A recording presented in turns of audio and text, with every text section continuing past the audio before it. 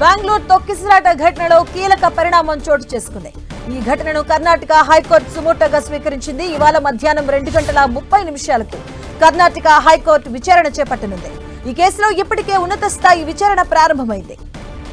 నిన్న జరిగిన Royal Challengers Bengaluru IPL victory విజయోత్సవాలు తీవ్ర విషాదాన్ని నింపాయి.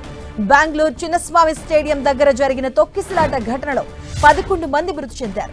దాదాపు 40 మందికి పైగా గాయపడ్డారు. మరోవైపు తొక్కిసలాటపై సీఎం సిద్ధరామయ్య న్యాయ విచారణకు ఆదేశించారు. 15 రోజుల్లో నివేదిక ఇవ్వాలని కమిషన్ను ఆదేశించారు. మరోవైపు మృతుల కుటుంబాలకు 10 లక్షల రూపాయల చొప్పున ఎక్స్గ్రేషియాను, క్షతగాత్రులకు 50,000 ఆర్థిక సాయం ప్రకటించారు.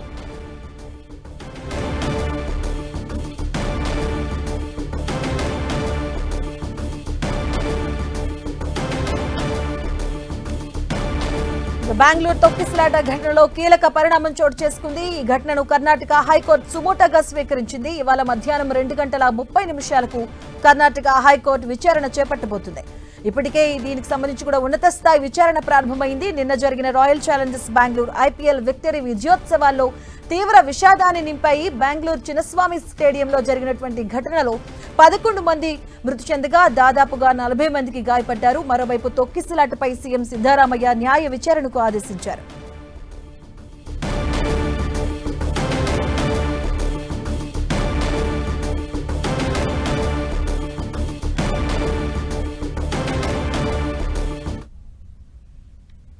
బెంగళూరు తొక్కిసలాటలో ఉన్నత స్థాయి విచారణ ప్రారంభమైంది. అయితే తొక్కిసలాటకు అనేక కారణాలు కనిపిస్తున్నాయి.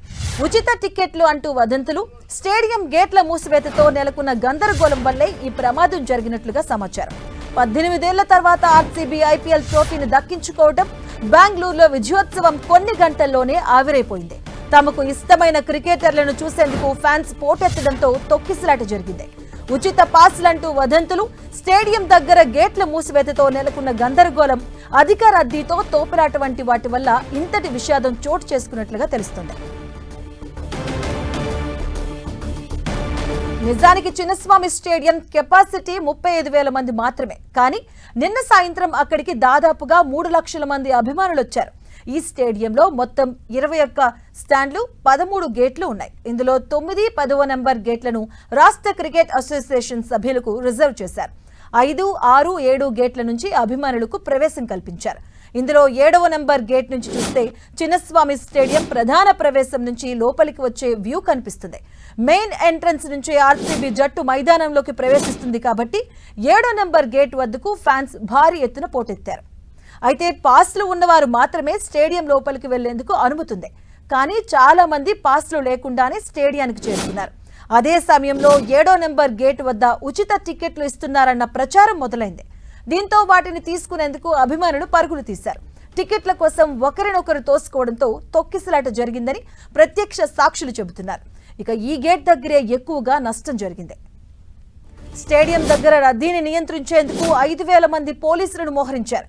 కానీ అంచనాలకు మించి అభిమానులు రావడంతో వారిని నియంత్రించడం వారికి కష్టతరమైంది. గేట్లు కూడా చిన్నవిగా ఉండటంతో వారు లోపలికి వెళ్లేందుకు వీలు లేకుండా పోయింది. అభిమానులు కిక్కిరిసిపోవడంతో కొన్ని చోట్ల గేట్లు విరిగిపోయాయి. పాసులు ఉన్నప్పటికీ తమను లోపలికి రానియకుండా గేట్లు మూసివేశారంటూ మరికొంతమంది అభిమానులు ఆరోపిస్తున్నారు. బుధవారం మధ్యాహ్నం 3:30 విధాన సౌధ నుంచి చిన్నస్వామి స్టేడియం వరకు పరేడ్ ఉంటుందని ఆర్సీబీ జట్టు నిన్న ఉదయం ప్రకటించింది. అయితే అభిమానుల రాకను ముందే అంచనా వేసిన పోలీసులు ర్యాలీకి అనుమతినివ్వలేదు. ఆర్సీబీ జట్టు పరేడ్ ఉండదని, కేవలం స్టేడియంలో సన్మాన కార్యక్రమానికి మాత్రమే అనుమతి ఉందని బెంగళూరు ట్రాఫిక్ పోలీసులు ఉదయం 11:56 ప్రకటించారు. కానీ మధ్యాహ్నం ఆర్సీబీ మేనేజ్మెంట్ ఇంకో ప్రకటన చేసింది. పరేడ్ నిర్వహిస్తామని, అభిమానులు మార్గదర్శకాలు పాటించాలని కోరింది. ఈ ప్రకటనతో అభిమానుల్లో గందరగోళం నెలకొంది. పరేడ్ ఉంటుందో లేదో తెలియక ఎక్కువ మంది నేరుగా మైదానం లోపలికి వెళ్లేందుకు ఆసక్తి చూపించారు. కొంతమంది టికెట్లు లేకుండానే గేట్లు దూకి లోపలికి వెళ్లేందుకు ప్రయత్నించారు. వారిని అడ్డుకొని పోలీసులు లాఠీ చార్జ్ చేయడంతో పరిస్థితి మరింత ఉద్రిక్తంగా మారిందని ప్రత్యక్ష సాక్షులు చెబుతున్నారు. ఇక ఫ్యాన్స్ భారీగా రావడంతో వారిని కంట్రోల్ చేయడంలోనూ పోలీసులు ఫెయిల్ అయ్యారు. 3 లక్షల మంది అభిమానులు స్టేడియానికి రావడంతో పోలీసులు ఏం చేయలేక చేతులెత్తేశారు. దీంతో ప్రమాదం మరింత తీవ్రంగా మారిందని ఆరోపణలు వినిపిస్తున్నాయి.